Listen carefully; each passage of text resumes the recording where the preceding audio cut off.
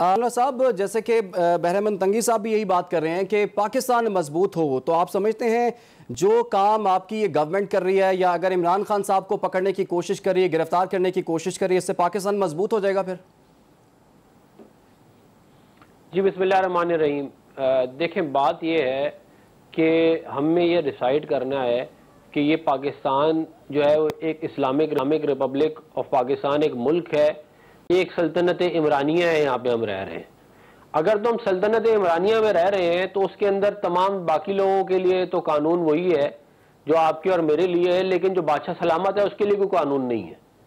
वो अदालतों को थ्रेटन करे, वो जजों को थ्रेटन करे, वो जो ओपोनेंट्स हैं, पॉलिटिकल ओपोनेंट्स, उनको थ्रेटन करे, उनके खिलाफ गलीज जबान इस्तेमाल करे, लोगों को इंस्टिगेट करे कि वो वायलेंस इस्तेमाल करें, फौज के अंदर जो है वो गद्दारी अपना म्यूटनी कराने की कोशिश करे, इंडियन नेशनल से और यहूदी लॉबी से पैसे ले और पाकिस्तान में सियासत करे। अगर एक तो बादशाह सलामत के लिए क्या कहते हैं मामलात हैं, और एक दूसरी तरफ एक ऐसा पाकिस्तान है जहां पे वजीर आजम, जो 2/3 अक्सरियत वाला वजीर आजम, पाकिस्तान का सबसे बड़ा लीडर मियां मोहम्मद नवाज शरीफ जो है वो एक फर्जी तनख्वाह ना लेने के ऊपर घर भेज दिया जाता है। तो या तो ये तय कर ले कि जी हम सल्तनत इमरानिया में रह रहे हैं या हम इस्लामी जमहूरिया पाकिस्तान में रह रहे हैं।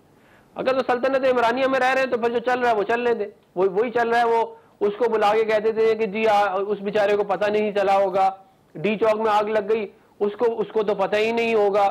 मतलब उसके लिए कोई कायदा कानून है ही नहीं। वो जो मर्जी करे, वो पाकिस्तान के कानून की धज्जियां उड़ा दे, उसको रोनता फिरे, मगर उसके ऊपर कोई पकड़ नहीं है। और दूसरी तरफ जो है वो आपने एक दफा कंटेम्प्ट के ऊपर एक वजीर आजम को भेज दिया वापस, पीपल पार्टी के एक वजीर आजमों को फांसियां चढ़ाई, उनको एग्जाइल में भेजा, सियासतदानों को पता नहीं क्या क्या उनके साथ होता रहा, और दूसरी तरफ ये लोग हैं। तो अब ये जो तमाशा है, ये अगर इसी तरह ही चलाना है तो फिर ठीक है, वरना लेकिन अगर मुल्क के अंदर कोई कानून होगा, कोई कायदा होगा, कोई आईन होगा, तो फिर तो इमरान खान जो है उसके अंडर आता होगा ना। ये तो नहीं हो सकता ना कि वो गए कि मेरे पे कानून का इतलाक नहीं होता जी, मैं जो मर्जी करूं, मैं मादर पिता आजाद हूं, मेरे पे मुझे कोई कुछ ना कहे, मैं जजों को धमकियां भी दे सकता हूं, मैं जो मर्जी करूं, मुझे कोई कुछ नहीं कहेगा। तो ये जो है ये तय कर लेंगे क्या करना है, अगर उसके हिसाब से ठीक हो गया सर। ये बल्कि आपका यही सवाल अभी हमें